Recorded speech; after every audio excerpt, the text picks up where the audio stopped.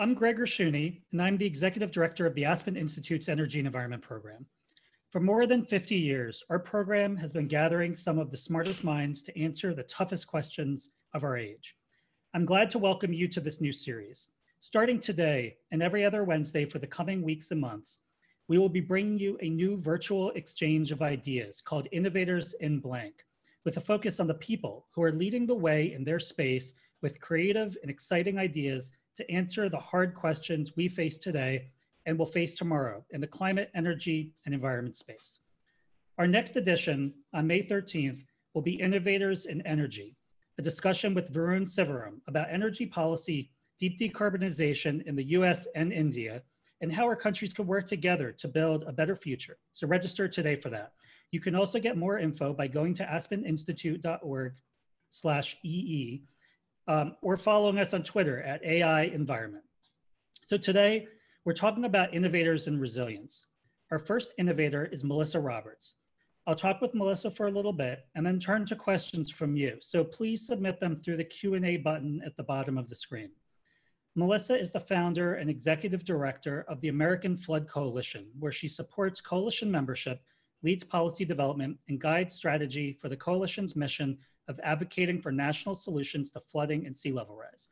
The coalition's diverse membership include members of Congress, elected officials, military leaders, cities, counties, businesses, and civic and educational organizations from 13 coastal states. Welcome, Melissa. Thank you. I'm so glad to be here.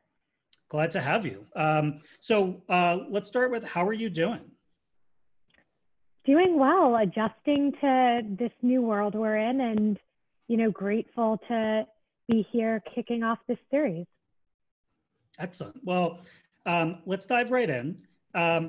Talk about a little bit about your organization, the American Flood Coalition, and how you founded the group and the work that you do.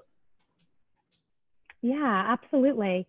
And thanks for that great intro about our work. So we're a nonprofit focused on flooding and sea level rise. And we support a nonpartisan coalition of a lot of those folks you mentioned who are really on the front lines of flooding and having to adapt to this new reality of stronger storms, higher seas, more frequent flooding at a really rapid pace.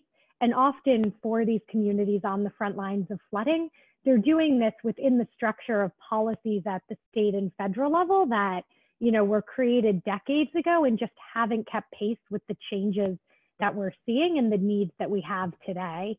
And, we're lucky we just had our second birthday as an organization in March and, founded the organization 2 years ago, really because I was working at another organization, First Street Foundation, focused on data around flooding, and was grappling with the question of, thinking, how do, we have all this data available, but how do we support folks in making better decisions around this data? We're putting good data out there, but why aren't we getting better decisions? And what we found was really, there's so many things that go into that. This is a complex problem, and that we needed a whole coalition that could support better decision-making at the local level and raise those concerns to get better policy at the state and federal level. Excellent. Well, we're finishing up the fastest month that I've ever experienced in my life, April, after the slowest month that I've ever experienced, which was March. But I know next month starts the hurricane season, towards the end of the month. You've talked about preparing for dual disasters. It sounds like a big idea, a little scary. What are the disasters we're preparing for, and how can we be better prepared? Yeah, this is something we're thinking a lot about at the coalition and with the communities we work with, because unfortunately what we're seeing now in this kind of dual disaster scenario is the layering of risks that we did know about that were known risks with these really unknown and surprising risks of COVID. And the way I think about this is we had kind of the layering of the known knowns. So the trends on flooding are exceptionally clear. We look back at the data and we see sea level rise, we see, more hurricane intensity, more intense precipitation, and the trend line is incredibly clear. We have the known unknowns, so we know that this is getting worse. We don't know exactly what each year will bring. Unfortunately, this year, it looks like we're in for a particularly difficult spring flooding season and a more intense hurricane season. We don't know what each storm will bring each year, but we know what the trend looks like. And then we're layering these kind of known unknowns on top of, you know, the unknown unknowns, what's happened with the COVID-19 pandemic that would have been hard to predict. But the culmination of these really unfolding on top of each other, we've seen flooding as a threat multiplier, where it's really hard to respond to hurricanes and to spring flooding in the context of the pandemic. And we're also going to see that, unfortunately, flooding is going to make it harder to have a good public health response if we don't kind of take these both in stride. And so I guess starting with, you know, what do people do if there is, you know, a big hurricane heading towards them? In the past, you know, if you remember the pictures from Hurricane Katrina, a lot of people went to the football stadium and kind of gathered there. But now with the pandemic also, like what are the options for people, you know, in terms of evacuation and even moving around? Yeah, no, that's a great point. And to illustrate some of the challenges, I mean, as you're saying, when you think about a hurricane evacuation response, you probably immediately think of, you know, folks packed together in a gym, and that's just not going to be possible with COVID-19. We have to think of, where do you put people? How do you separate the sick from the well, from the potentially infected? And there are good creative solutions here. There's never been more hotel capacity, for instance, but thinking about how do we contract that in advance? How do we make sure we're thinking ahead to what we might need for a flood response? And so that those are designated and not being used or commingled now so that they're, you know, sanitary later on. That's all things we need to think about. We need to think about how we're going to communicate when there might need to be an evacuation, because for 5 weeks now, the public health message has been stay in your home at all costs. And so if that changes and we might need people to act differently, we're going to really need to think about how we communicate that in multiple languages, including to vulnerable populations, so that we can move. And the other piece that we need to think about is, in disasters, we really rely on a lot of community responses. We rely on food banks, we rely on volunteers, and that might not be possible. So how do we think about having a response that takes that into account? You know, food banks have been under enormous strain, so we might not be able to expect the same response. Volunteers, it might not be safe for them to, you know, go in the same way. They're having shortages of the same types of PPE equipment. They often need to go into a home that might have mildew or things like that. And so these are all challenges we can overcome. We just need to think about them as far in advance as possible so that they're not all occurring to us as we're in the midst of reacting to a flood or a hurricane. And are you hearing from, like, for some of your membership are local leaders and local organizations? Are you hearing about, you know, personnel fatigue in terms of, you know, having been responding to this disaster for the last 6 to 8 weeks, that there might not be the available people to respond to a second or, you know, a dual disaster in the coming weeks or months? Absolutely. I mean, it's a great point that it's the same folks that are often in charge of dealing with both of these disasters at the local level. And it's, you know, I think we're seeing people rise to the occasion, but it's just a lot to ask of some of these same responders. And at the federal level, it's really worth thinking, you know, for the first time in its history, there were disaster declarations across all 50 states from COVID-19. And the bulk of the response is being run through Fema, which is the same agency that we ask to respond when we have a hurricane or a flood. And so that's going to be enormously challenging. Already in the last couple of years, we've seen FEMA really having difficulty with the number of disasters it's being asked to respond to at the same time. So layering that and the federal response on top of the pandemic response being run through FEMA is going to be an enormous challenge. Yeah, no, I completely agree with that. So you've said before, your kind of your slogan is "Beget the results that we build into the system." What results are you looking at in the social equity space, and, you know, in terms of preparing for the dual disasters? And like, what are we failing to build into the system? Like, where are our vulnerabilities in terms of vulnerable populations in responding to these disasters? Yeah. No, that's a great question, because I think unfortunately what we see is that, you know, a lot of the results we're seeing now that are getting light shed on them in COVID-19 are some of the same problems we've seen after multiple natural disasters that we haven't addressed. So, you know, one really vivid example is that we've known from years and years of data that after, you know, a flood or a hurricane, 40 to 60% of small businesses don't reopen because the programs we have in place to support them don't meet their needs.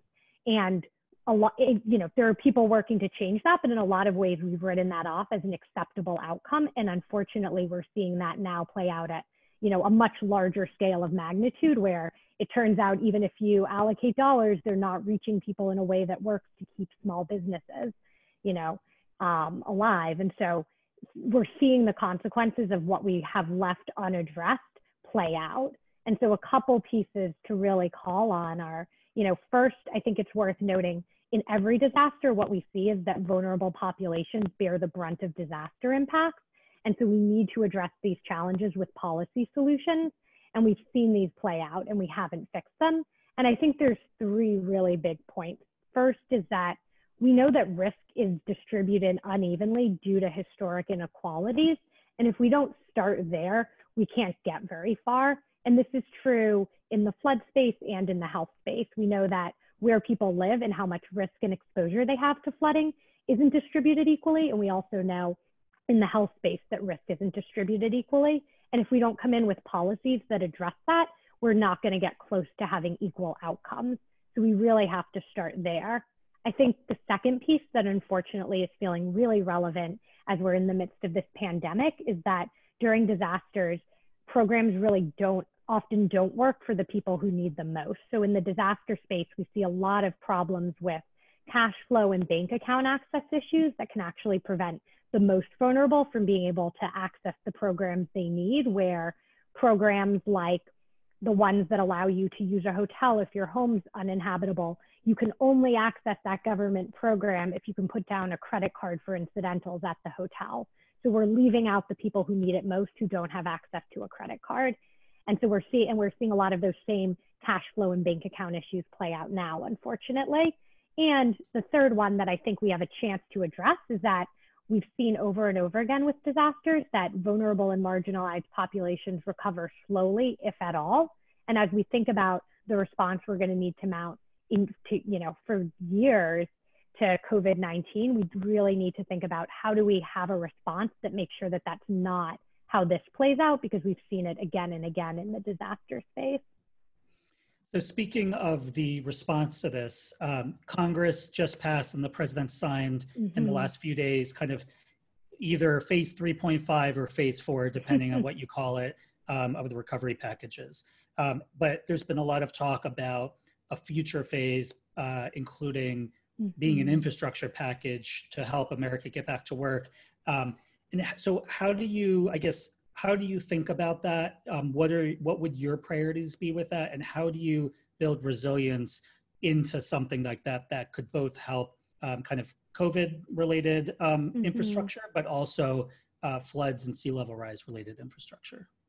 Yeah, and I'm really excited about the potential opportunity there, because I think, you know, we have an opportunity to create good jobs with any infrastructure package. And I think we really have a mandate to incentivize and invest in resilient infrastructure. We know that no matter what we build, if we're building resilient projects, if we're doing a typical construction project, these tend to be good jobs that can't be outsourced, that have good knock-on effects in the local community. But we also know that if we make sure to incentivize resilient projects, we get a lot of extra things along with that. If we reduce flooding and build resilience into infrastructure that can mitigate other natural disasters, we can make sure we won't be in this situation again of dealing with dual disasters at the same time.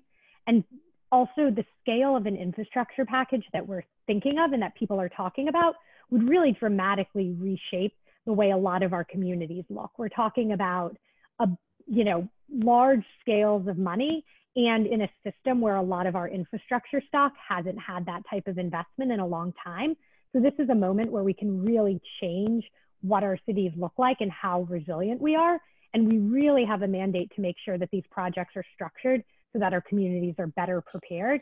And if we do this well, there are other benefits too. If it's more resilient, we have to rebuild them less after disasters. We know $1 invested before a disaster can save 6.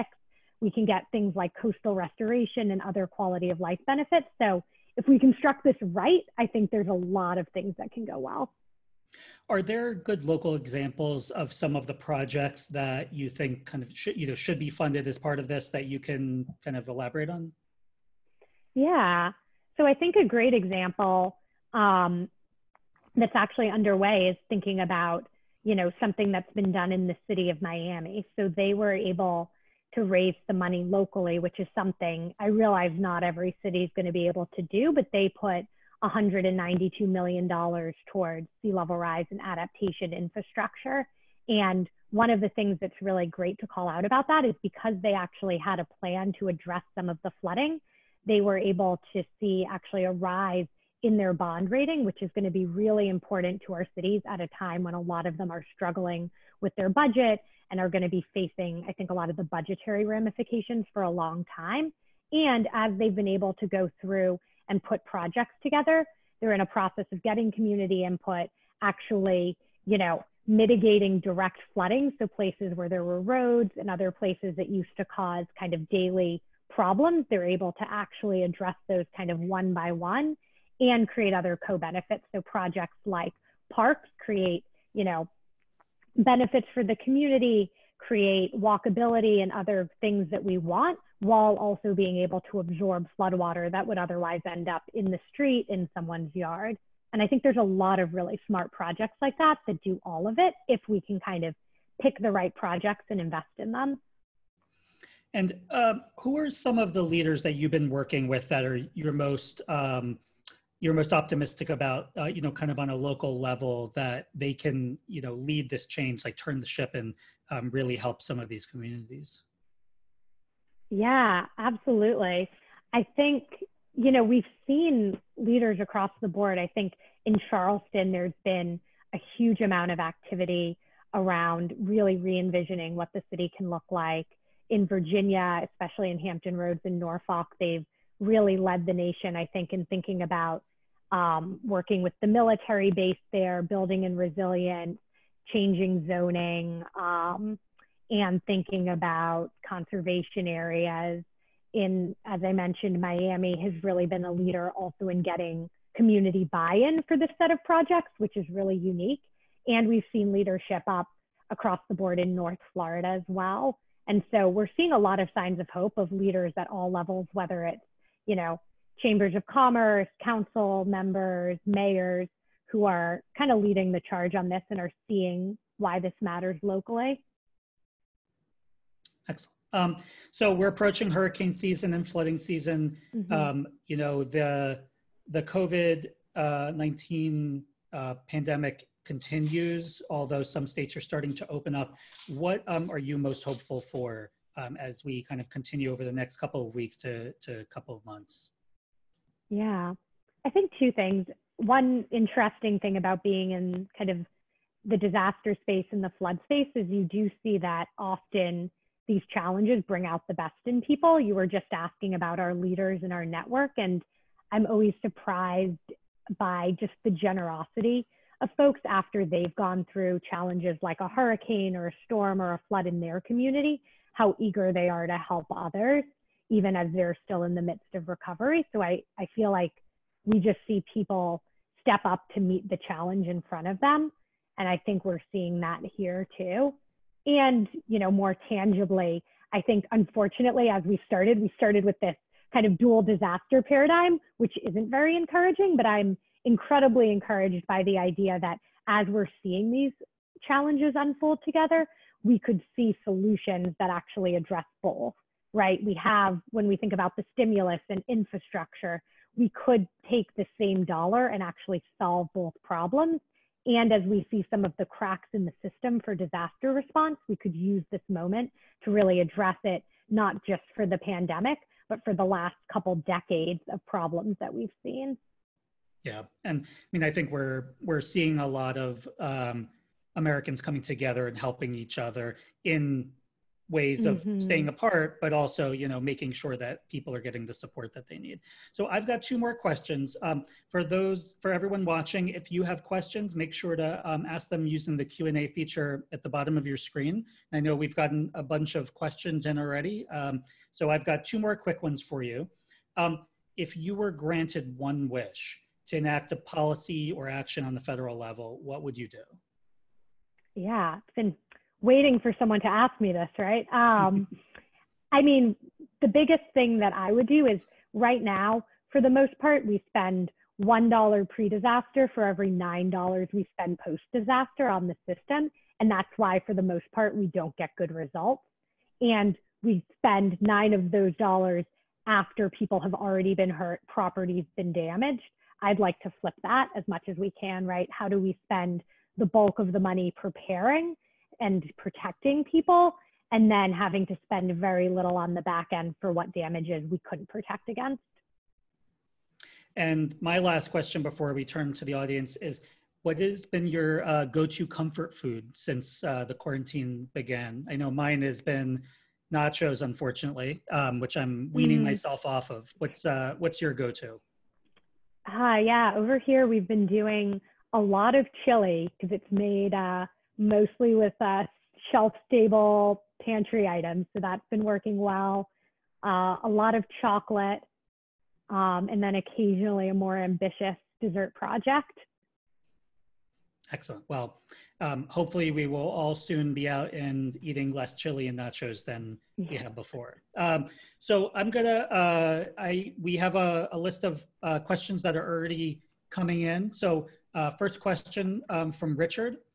How will the Flood Coalition work in 2020, 2021 with global insurance and reinsurance to incentivize pre-disaster risk mitigation investment, especially in a period where public sector financing will be challenged? Yeah, that's a great question. And so those are, partners and stakeholders that we already work with. And I think they're a really important piece of the puzzle. And I think one of the most important pieces there is trying to translate for cities what sort of options they have that could be more innovative or might work better. So one example is, in some places, it can work really well, to use a different type of instrument. So it could be parametric insurance. It could be doing an environmental impact bond instead of a traditional bond that uses a different measure. So across the board, whether it's insurance instruments or more broadly financing instruments, what we try to do is be kind of a neutral party who can help explain where some of these might fit in and bring other instruments to the table that could be better fits. Because I think one thing that's key is we can't solve these new problems and challenges with the same tools that we've used in the past. They're just not always up to the challenge. Yeah, we need to really innovate the tools we use and not just how we use them. So a question from Katie. COVID and flooding devastate low-income and communities of color. UCS analyzed hotspots where the two collide. Are there any insights that you have on equitable resilience and kind of how to do that? Yeah, absolutely. And actually, we just released the first in a series of knowledge pieces we're doing on how COVID and flooding are overlapping in hotspots in the Midwest. And so if folks are interested, definitely go to our website there and check that out. And we're continuing that analysis to look at some of the hurricane overlaps as well. But that's exactly what we're seeing. We're seeing areas that are lower income, rural, communities of color. We're seeing these really pernicious overlaps that are difficult. And the number one thing that we're trying to do to address that is to say, how can we flag some of these challenges that are going to come up in mounting a response to both, and flag those early for local leaders, and especially for already vulnerable communities, make sure a response caters to them and doesn't treat them as an afterthought.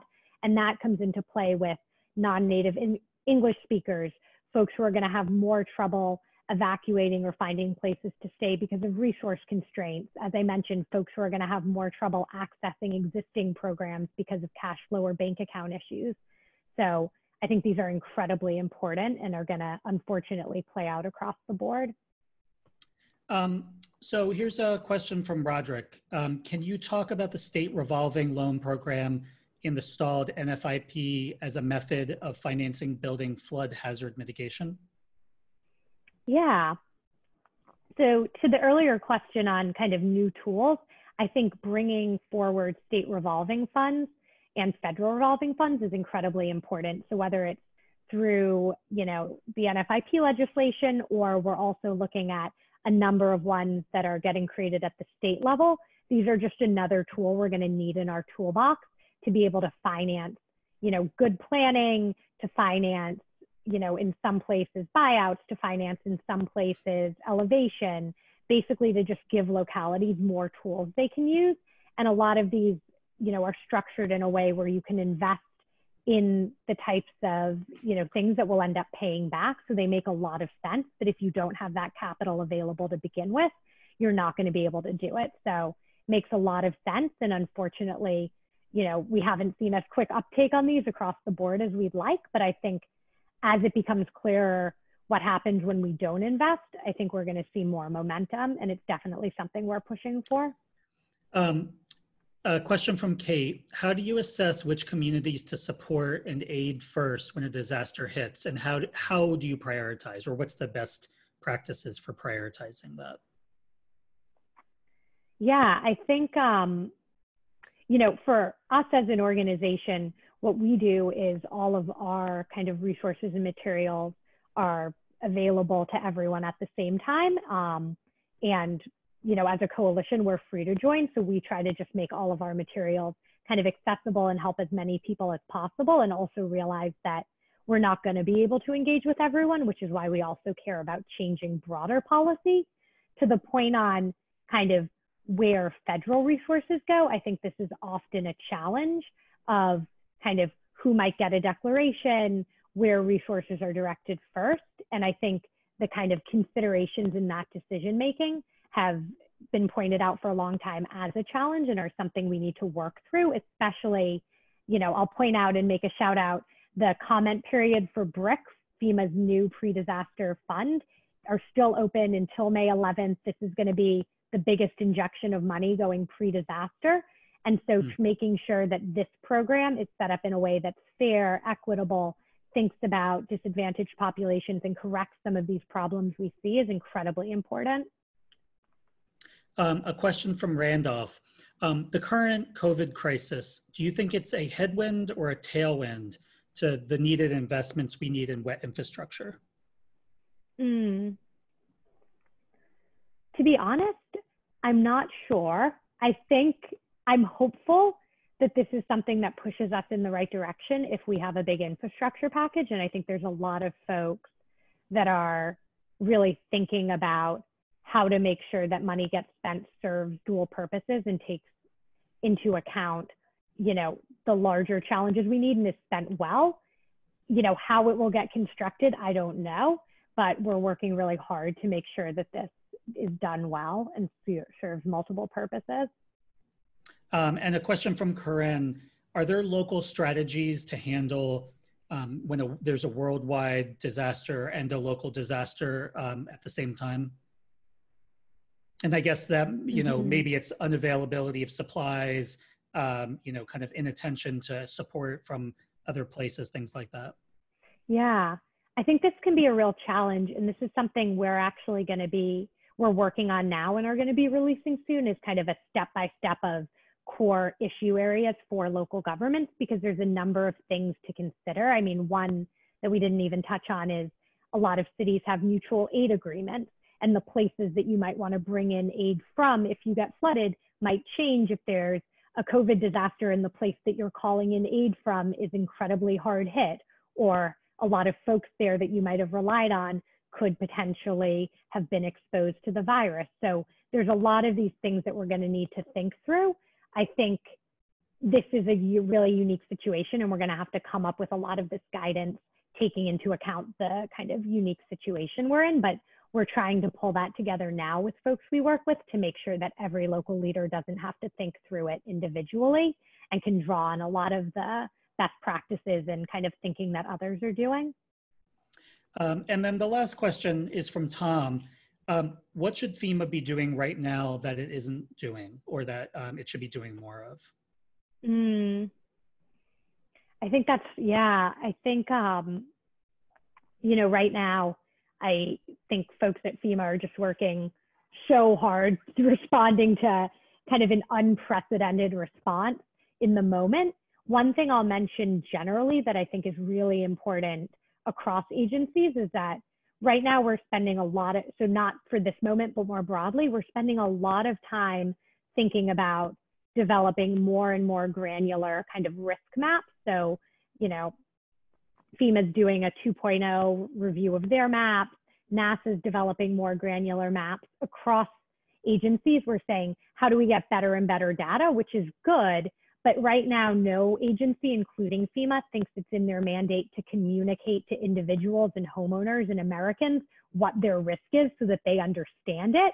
Mm-hmm. And that's the big pain point for me, where I would say it's great that we have more accurate maps, but who's going to take responsibility for making sure people understand their flood risk, know if they're at risk, and can do something about it? Because that's really what we see. And that's what's so devastating, is when people have no idea they're at risk, and then all of a sudden their front yard floods, or their home floods, or their first floor. So how do we make sure that doesn't happen anymore? And is the data available, or is it, I guess, collectible to create some type of score that you can provide to individual homeowners, or is that too granular of data for like something like an Energy Star type of score, where they can say, well, this property is an 80, but if you bought that house over there, that's a 90 in terms of flood risk? Yeah, so we are actually seeing, I think we're at a point with the computing power and modeling now where that's definitely possible. And we're seeing a lot of that happen, you know, in the philanthropic sector, in startups, in the academic world. But what we're not seeing, I think, is kind of the federal agencies leading that charge. And that's probably what we want as well, is for them to take, you know, a role in thinking it's their responsibility to communicate. But in terms of where this is going, you know, groups like First Street Foundation are making a lot of that data publicly available and free. Groups like the startup Jupiter are putting a lot of it out there. We see modeling from a lot of universities that's, you know, incredibly granular and incredibly accurate. So I think this data is going to be there. The question is, how is it communicated? Who has access to it? And how does it get rolled out? Right. Excellent. Well, Melissa, I want to thank you for joining us today. From your place uptown to our place downtown. I want to thank everyone who tuned in, I guess, or clicked the right link and listened to us. We're going to be posting this on our YouTube, and we'll be sending out the link to that. And the report that you mentioned earlier, we'd love to send a link to that out too to everyone that watched today, so that they have access to that. 2 weeks from today, we're going to have our Innovators in Energy discussion, and keep an eye out for other things coming from the Aspen Institute in the coming days, weeks, and months. So I want to thank everyone for their time. Wonderful. Thank you. Thank you.